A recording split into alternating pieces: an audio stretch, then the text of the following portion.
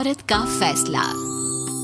नैतिक मूल्यों से ये कहानी भले ही आपको इंसाफ करती ना दिखे, लेकिन जिम्मेदारियों की नजर से देखेंगे तो शायद कुछ समझ में आए। ये क्या है बहू, सुबह से घर का काम करती रहती है, फिर ऑफिस जाती है और बच्चों में लगी रहती है। अरे ऑफिस क्यों नहीं छोड़ देती, या फिर घर के लिए कोई नौकरानी रख ले। कैसी बात कर रही है माँ? जानती तो है ना अभी इनके ऊपर कितना लोन है।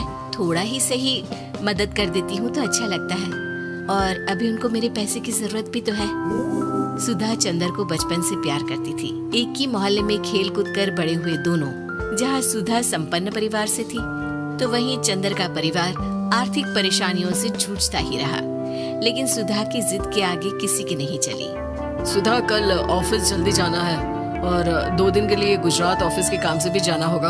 अरे कैसी बात कर रहा है बेटा, बहू को अगले महीने बच्चा होने वाला है, इस वक्त तो उसके साथ रहे। अरे कोई बात नहीं ना माँ, उनको जरूरी काम होगा, वरना मेरा चंदर ऐसे वक्त में मुझे छोड़कर कभी नहीं जाता। चंदर सुबह घर से निकलता तो आधी रात को घर में घुसता, वो भी शराब के नशे में। चंदर की माँ उसे खूब समझाती। अरे माँ, देख रही हो ना कितना कर्जा है सर पर, काम करना पड़ता है। दिन रात काम नहीं करूँगा तो घर कैसे चलेगा। अरे लेकिन बहू को भी तो देख लिया कर, इस हालत में भी घर का बाहर का सारा काम करती है।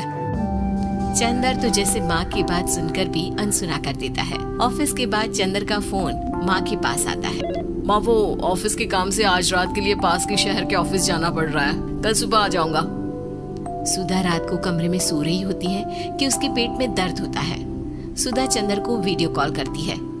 इनको फोन कर लो, शायद कुछ आराम मिले। लेकिन 10 बार फोन करने पर भी वो सुधा का फोन नहीं उठाता। ऑफिस के काम से गए हैं, हो सकता है बिजी हो। कितनी मेहनत कर रहे हैं हम लोगों के लिए। सुधा सो तो जाती है, लेकिन अकेले उसे कमरे में डर लगता है। अगले रोज चंदर घर आता है, जहाँ सुधा ऑफिस जाने के लिए तैयार हो रही थी। तुम आज भी ऑफिस जाओगे? कल रात भर तो ड्यूटी की है, थक जाओगे, छुट्टी ले लो ना। अरे नहीं नहीं, कैसी बात कर रही हो, ये तो पॉसिबल ही नहीं है।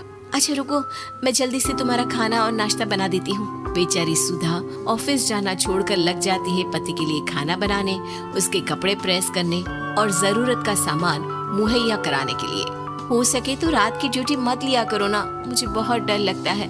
अरे यार क्या है, तुम तो ऐसे बिहेव कर रही हो कि तुम ही अकेली हो जिसे बच्चा होने वाला है। इतने लोगों के पति जो काम के सिलसिले में बाहर होते हैं, उनका क्या?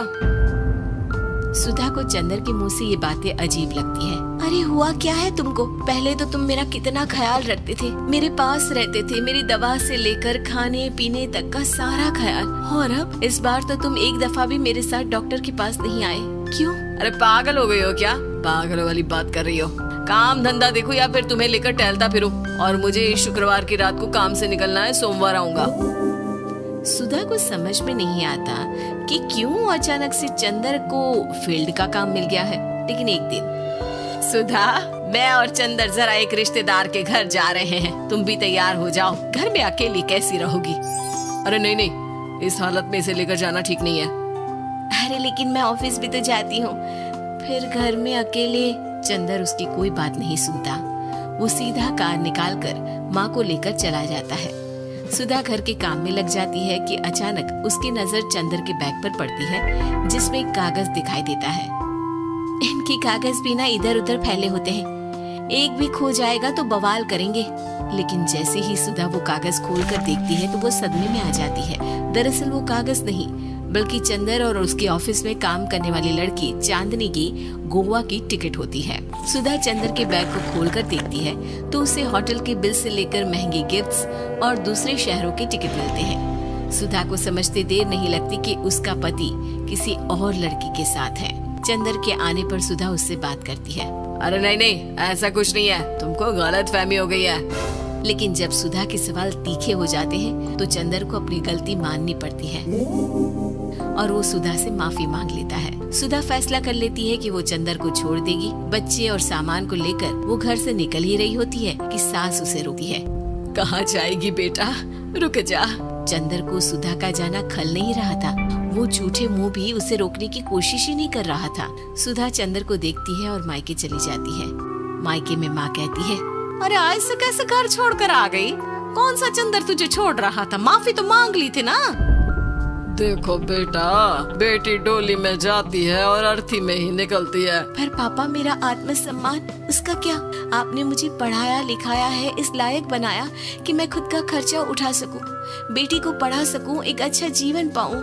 अरे लेकिन पति की जरूरत तो होती है ना सुधा दीदी, और अगर आपको नहीं है तो इस बच्ची का सोचो जो अपने पिता से इस कदर जुड़ी है। आने वाले बच्चे की सोचो जिसके आने से पहले ही आपने पिता का प्यार से दूर करने की सोच ली। सुधा फोन देखती है लेकिन चंदर का कोई कॉल नहीं होता। वो समझ नहीं पाती कि अपने आत्मसम्मान के बारे में सोचे या बच्चों के बारे में। मम्मी, हम नाना नानी के घर से दादी और पापा के पास कब जाएंगे?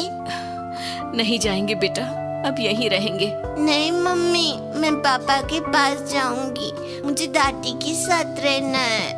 और मेरे साथ? हाँ, आपके साथ भी तो, सबके साथ माँ। देखो सुधा दीदी, आपके सर पर पिता का साया होना जरूरी होता है। अपने घमंड के लिए पिता और बेटी को अलग मत करो। सुधा अब सामान उठाकर अपने ससुराल जाने लगती है, लेकिन मन में सवाल रह जाता है कि जिसे दुनिया घमंड समझ रही है वो उसका आत्मसम्मान था।